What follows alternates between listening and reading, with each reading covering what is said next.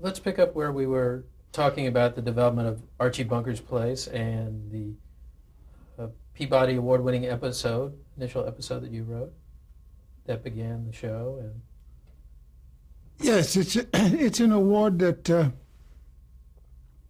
it's much to be pleased about. The University of Georgia Journalism School gives this Peabody Award to performers and writers and other people in the industry that they think are worthy of have been worthy of their attention during the year. So I got the Peabody for that.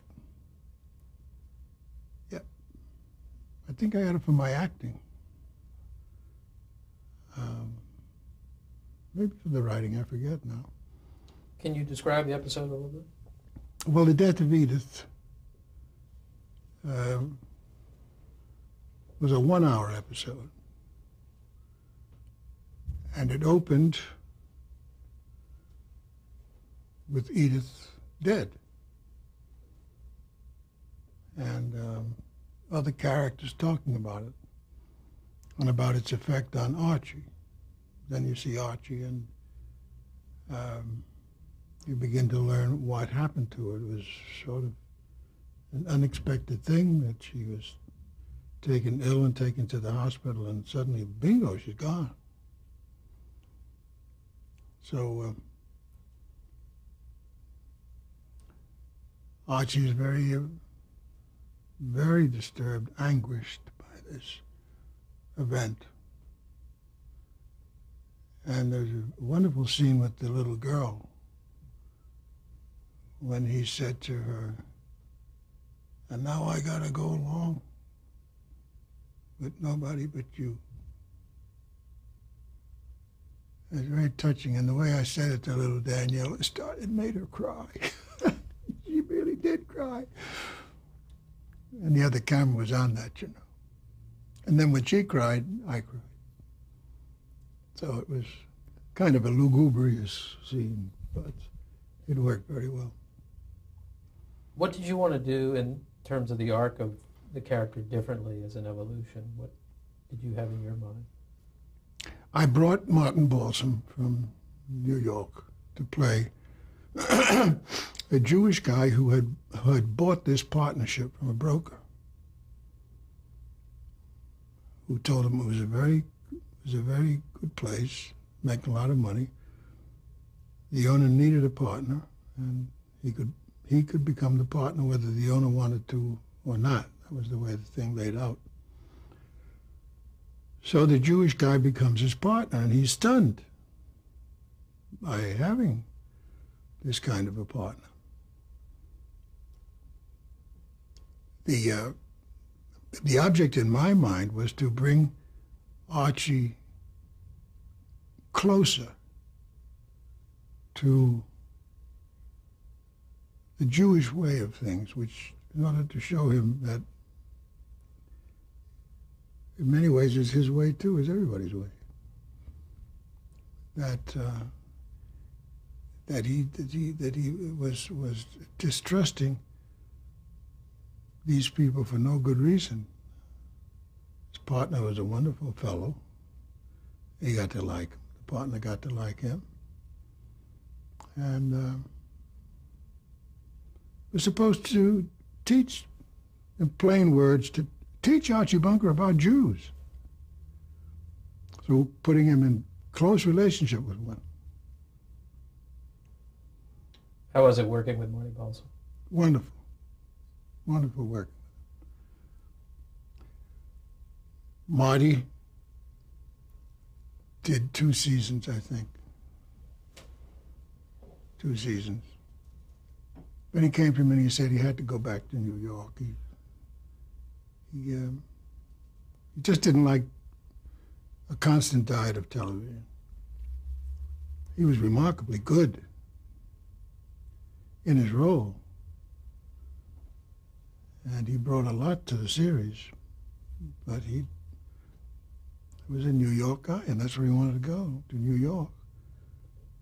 Of course, he'd always hop over to Italy or someplace and make a movie. But he liked being in New York. He didn't like being out here. He was he got lonely out here. How was it working with Anne Mirren? Oh, tops. Here we go. Now you'll have 2 jumps. There you go. Do you recall a favorite episode for yourself of Archie Bunker's Place? I wrote an episode for Marty, which I liked very much. I think it was the partner. A girl comes into the place looking for Marty. And Archie talks to her. He'll be back at such and such a time. And naturally, being very nosy, Archie says to her, "Who are you?" You know. She said, "I'm his daughter." "Oh, really? I didn't know." Yeah, she says, "Listen, I'm not going to bother him. Just tell him, please wait for me here. I'll be back at 3 o'clock. I have a paper for him to sign. As my father, he should sign this particular piece of paper. That's all I want from him." So Archie tells Murray, his partner, and Murray is just upset that the girl is coming in. It turns out that he hasn't seen her in many years. Has been divorced for many years. Hasn't seen the kid for many years. And when he does see her, he's not happy to see her. It's what brings you around, one of those ideas. The kid tells her father without any emotion that it's a piece of property that Grandma left her.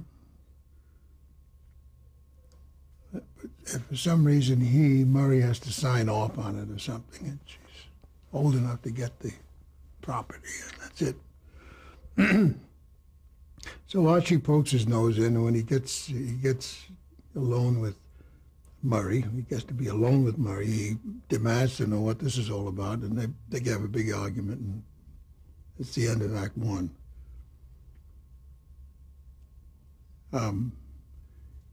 In Act 2, father and daughter affect some kind of a reconciliation, and each acknowledges that there is love there between them. And Archie Bunker takes credit for a great act of humanity to bring them together. He's entitled to some credit. Now, the little actress I got to play the girl was the daughter of Martin Balsam and Joyce Van Patten, who had been divorced for many years. And this little girl, Marty's real-life daughter, hadn't seen her daddy in a long time. Now, I cast her purposely. She came in for a reading, and she read the part of the daughter. I said, "I'm going to give you this part. How are you going to feel about playing it with your dad?"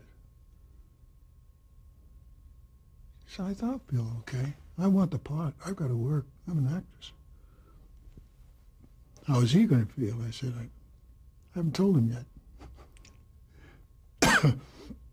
"Oh, well," she said, "Gee whiz, maybe you better tell him before we..." I said, "Listen, he's a pro. I'm his producer and his director, and he'll do what I tell him to do. And I want you to take this part." So she took it. And when I told him, he was amazed. And I said, "Now, Marty, before you say anything, she's absolutely perfect for this part. She looks a little like you and Joyce. She has this kid's temperament." Because I said to her, "You know, Marty, there's something very sad about her. There's something sad about her." "What the hell do you mean by telling me that?" I said, "Did you have anything to do with the sadness is what I want to know." what the hell is this, a psychiatric thing? And I didn't know, raging around the place, smoking cigarettes. I said, well, anyway, say what you want, but you're going to play this with her. You're going to play this with her. I want you to play this. Don't make any trouble. And she's darling, and she has that little sadness about her, Marty. Try to find out what it is. And of course, it was just like the play. The girl who came with the paper to sign was the daughter who came to see the father. And it's one of the best episodes we ever did. And the two of them were absolutely perfect together.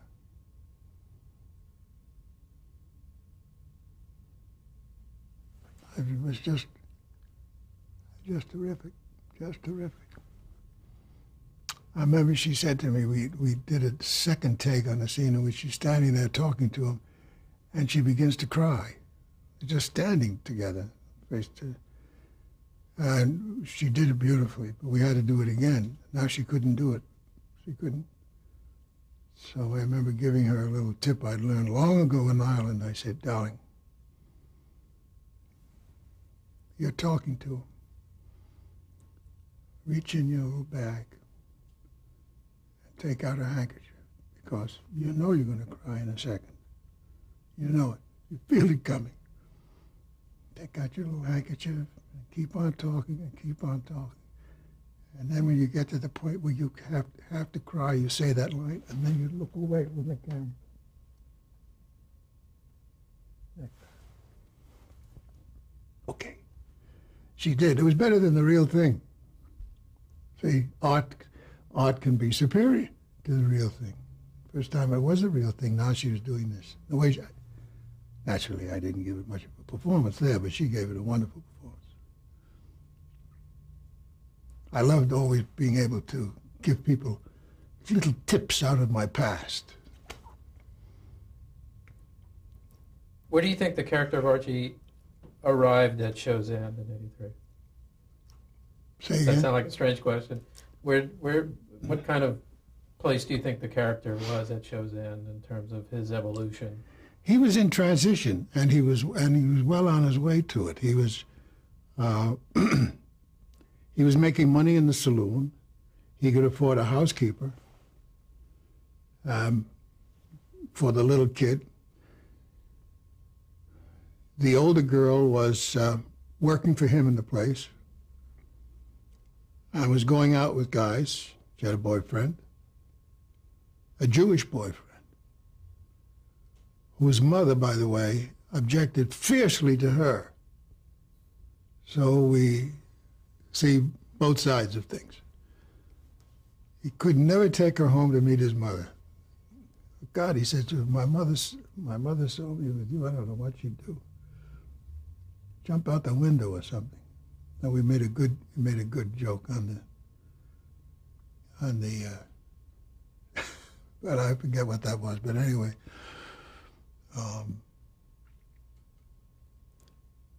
he was making money, living alone in his house with the two kids, and two or three females were trying to get next to him to see if there was anything going, you see. So he had a very interesting life when he was cut off. And why did the show end in 1983?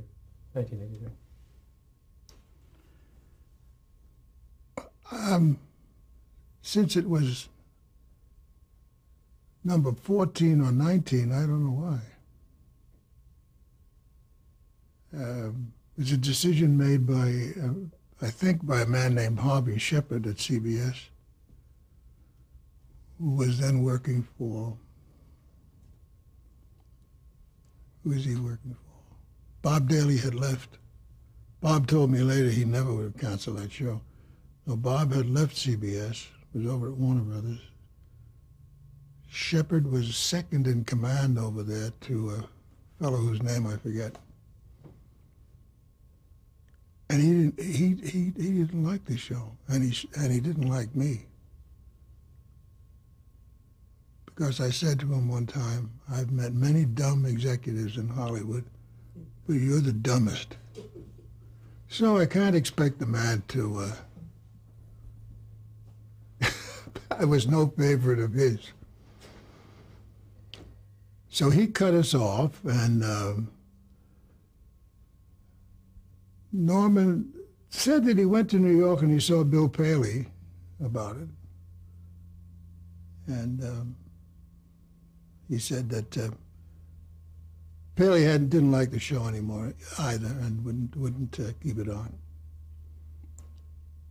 So we got 4 years. We wanted one more year, is what we really wanted, because that made the nice, neat packaging 5.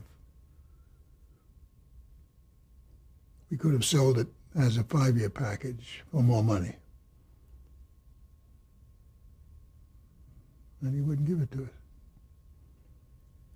I need to backtrack for a second. We didn't talk about the show Gloria that you were involved in, and was just for It was on for, yes, it was on for one season.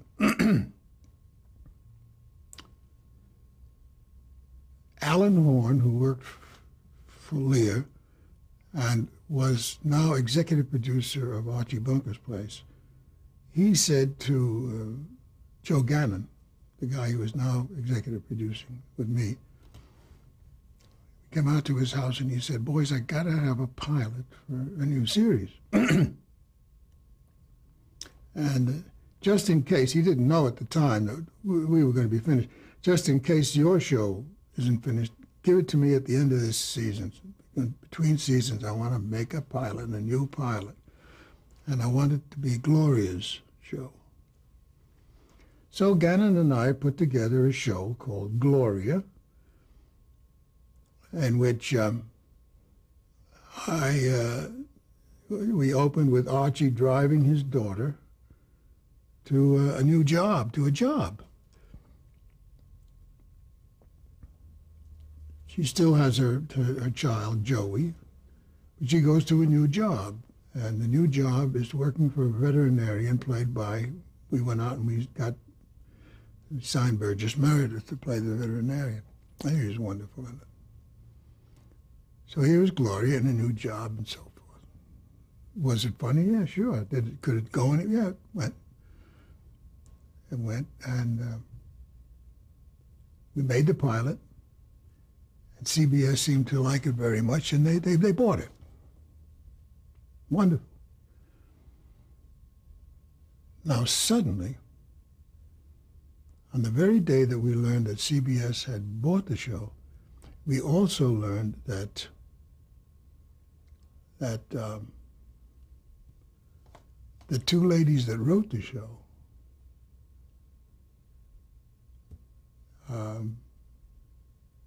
Weiss and Shea, Pat Shea and Harriet Weiss,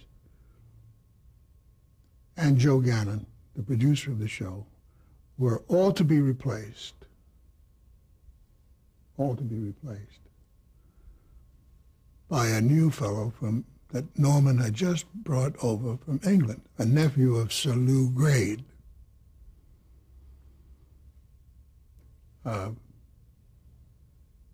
Why? Why is this replacement going on?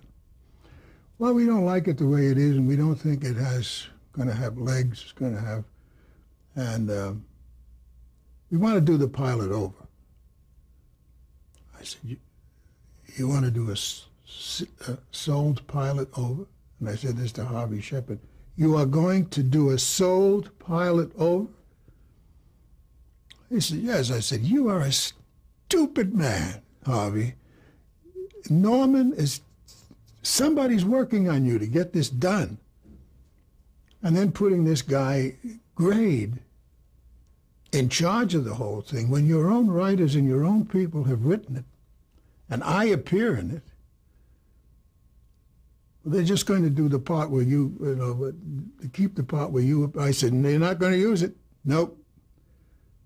Nope. You're not going to use my opening scene as part of another piece of material made by other people. I will not allow it. Sally nearly has hysterics over that. But I blamed her. She never told me that this was in the works, this switcheroony. And I think she knew. I think she knew someplace along there that they were going to replace these two girls who wrote the show and the guy who produced it, and just bing like that. So that Norman could make a big hit with Lou Grade by putting his nephew to work in this country. As I say in my book, the nephew is back over there. He's now managing vacation camps and snooker parlors. That's how much he knew about the business. He had some background at the BBC, but a nothing guy, a real nothing guy. So you take a good show and you put a nothing guy in charge of it. The end of the season, the damn thing was still, so they did a season. They got some new producers. Typically, they hired two new producers that had just produced a flop. See, that's what you need. So these guys come in, and they did pretty well. One flop doesn't mean everything. They did pretty well. Burgess went gamely on without me or Joe, and he was being paid very well. I said, Buzz, just don't do it for the money. He says, that's all that interests me. He said, they're not doing a very good job for me. When I did the show. And I found out later that the two new writers could not get along with Norman or anybody. They couldn't get along with the writers. I even talked to these writers. I happened to meet them, and something. And the things they told me rang absolutely true. The interference they were getting, probably from Norman and Grade and everybody else, was insupportable. They quit at the end of the season, and there was some talk about somebody, and suddenly CBS pulled the whole show. And it was at 19 in the ratings, in the rankings. So after one season, 19th ranking, CBS pulls the show. I don't know why. Because as bad as it is within, it was still 19. So I guess it's one of those personality things. Maybe it was Harvey again. I just want to go back for a second. In '74, you found time to write and star in The Last Hurrah. Yes. Can we talk about that a little bit? Sure. I was asked to do this by Columbia Pictures, and they wanted to put together a movie for Hallmark. They had a contract with Hallmark. They made some movies for Hallmark, so I was making the picture for Hallmark, and I got the original script and I looked at it, but then I got the movie that was made with Spencer Tracy, and I looked at that. Well, the movie that Spencer made, God be good to his sweet soul, was no more Irish American than Danny Thomas. The script was the novel. The Last Hurrah by Edwin O'Connor was very Irish American, Boston Irish American. But the script was, and the dialogue, and John Ford directed it. But you know something about Ford? He was never strong on dialogue. He was never strong on that. He would allow some of the most appalling dialogue to go into his films. And he sure did in the Last Hurrah. It was unbelievable. So they had the rights to it, Columbia, and they had the rights, and they just said, well, go ahead and work on it, write another script and so forth, but just do it. Now, I was at the height of my popularity then, so they wanted me to play that guy from Boston. And I did play him. I wrote the thing, and I played, and I brought in my first Hollywood director, a man named Vincent Sherman, who directed me in the very first movie I did out here, for Roy Huggins in those bygone days. And I had him direct the picture. Even that was funny because the new people at Columbia said, "Who is he?" I said, "You don't know Vincent Sherman?" He said, "Oh, yeah, he's very old." Well, I said, "Well, yeah, he's over 70, all right, or about 70. Oh, Carroll, come on. I said, "What? We never heard of him. What has he ever done? I mean, who did he ever direct?" I said, "Well, for years he directed right down there at Warner Brothers. And he directed Joan Crawford, Betty Davis, Errol Flynn, in some of the biggest hits Warner Brothers ever had." Oh.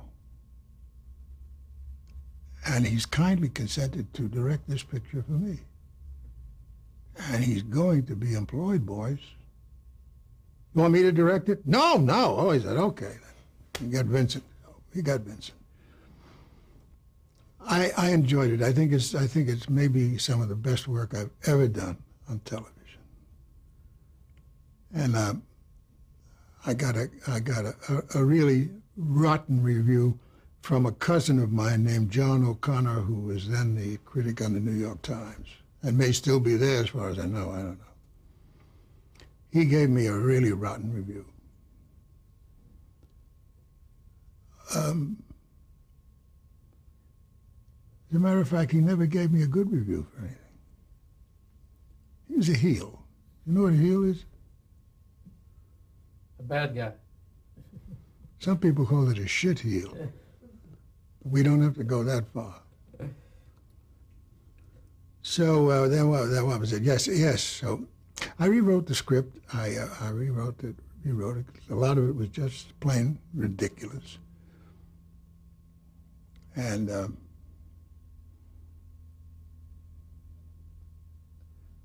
a lot of important people, I talk about people around the universities and so forth that I used to correspond with, they enjoyed it very, very much. One of the critics here in town, Jim Bacon, he said he liked it better than the original.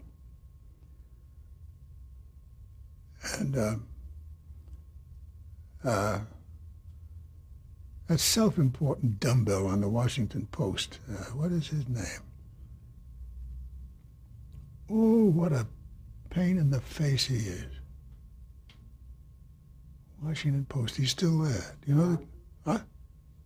Tom Shales. Shales! Absolutely. Shales. Boy, he took the skin off me for that. I bumped into him, of all places, at a party at Norman's. Standing talking to a couple of writers. I came in and said hello to the writers, and the writers, I didn't know who he was. The writer said, "This is Tom Shales of the Washington Post." I said, "Goodbye." We're going to have to stop.